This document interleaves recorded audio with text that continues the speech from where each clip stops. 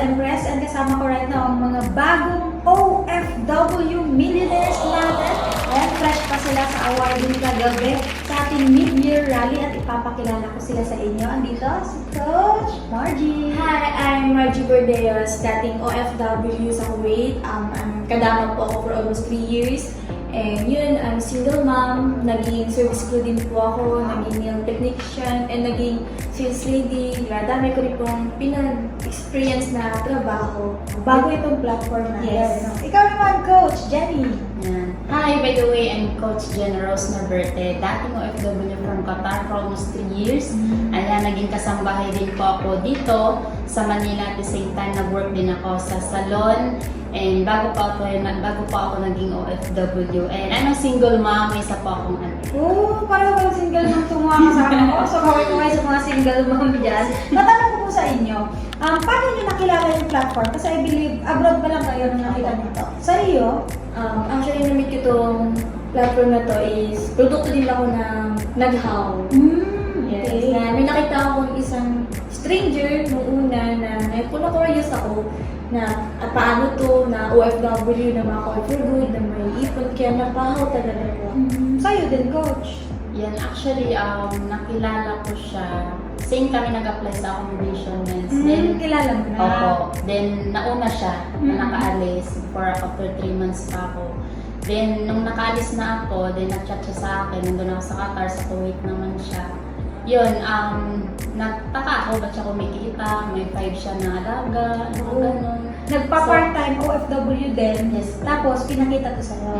Shinare niya sa akin. Sabi ko, anong ginagawa mo? Ba't ka kumikita? Kasi nag-post siya, nag-income siya na part-time. Oh, Kaya okay. doon ako na-curious. Oo, so pareho kayo, at least sa kanya, kakilala niya na abroad din. Sa'yo naman, online. So, nung nakita niyo na yung platform, syempre, nagtatanong na kayo, ano yung una niyong naging reaction nung pinresent na sa inyo yun? Una talaga sa akin, duda talaga. Nagduda. Normal kasi yun. Yes. Kahit ako yung iba kong mga kausap yung mga ganyan. Nagduda din, natatakot. Pero sabi na, totoo pala talaga na hindi mo malalaman kung hindi mo susubukan. Sabi lang sa akin, nung tao na yun, na pakinggan mo, ano bang mawawala. So, napakinggan ko, naiintindihan ko, and dami kong na-realize na pwede pa pala. So, yun, nag-try po ako. Sa'yo naman, Coach. Hindi ko siya linya. Okay. Tapos, wala akong mararating dyan. Mga ganun. Mas panghinaan ka ng loob? Yes, ma'am. Bakit? Kasi, ako kasi parang mag-focus na lang ako kung anong meron ako. Parang ganun. Nakakontento ka na Yes. sa kung ano yung kaya mo na lang gawin ngayon. So, what changed? Gusto ko kasi ng ng parang may mapatunayan din sa sarili ko. Kasi I'm single mama pa lang talaga ng support sa anak ko. Then, ayoko kasi na ma-experience na anak ko yung buhay as of the world. Oh. Kaya sabi ko, gagawin ko to para sa anak ko. Kaya, sumubok ako. Nice. And sabi ko, wala namang mawawala kung susubukan.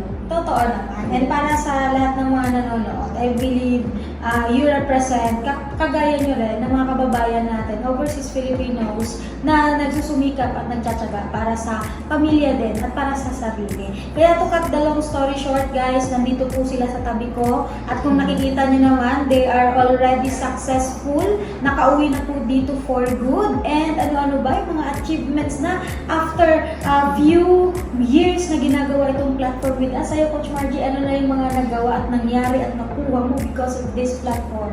Isa talaga yung lagi kong sinasabi, malayo pa, pero malayo na ako sa dating ako. Nung umuwi po ako dito is nakapag-check po ako ng mahigit 100,000. And doing part-time, yun yung naging results ko na talagang sinipagan ko yung business na patunay na kahit sobrang dami kong alaga, sobrang dami kong trabaho, mag-isa ako sa amo ko, nagawa ko pa rin. Kasi dahil sa sistema na meron yung community. And yun, naging super executive, di ba, nahit ko din yung rank na yun. And yun, isa ako sa na-create na new millionaires na community po at ng company. How about sa'yo, Coach Jen? Yung una talaga na nakaano sa akin is yung mindset ko. Grabe, sobrang nabago talaga and doon ako mas nangarap ng malaki. Sabi ko, pwede pa pala magbago yung kagaya ko. And yun, nakapag-for good ako and syempre, nag-enroll tayo dito sa Rise Academy. At the same time, mga mentors natin, grabe talaga yung support nila sa akin. Kaya dito, kumita ako ng malaki kahit nandito na ako sa Pilipinas. Syempre, kasama yung family. Isa din po tayo sa naging silver executive. Kumita na din na 6 figures dito sa company natin. And syempre, newest millionaire sa ating community.